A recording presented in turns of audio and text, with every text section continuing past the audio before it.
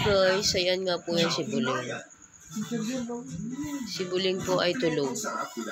Harok pa po yan. Walang iya itong aso na to. Nakasupa ka po. Sino ba yung yun?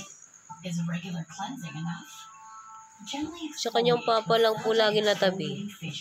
Pipig sa amin, hindi natabi. Napaka-spoiled brat naman tong asong ito. Ano ka ba, baby? Ay. Doble na ba ang pagod mo dahil doble ang kayod mo? Baka iba na ang kailangan mo ngayon. Yan nga po si Buleng. Yan. Yan lang o yan natutulog. Napaka-spoiled sa kanyang papa. Diyan lang yan magtatabi. Wala nang tinatabi ang iba. Napaka... Ano eh? Nakakasura eh si Buling. Hoy Buleng. Ano ka ka? Hindi ka naman baby eh.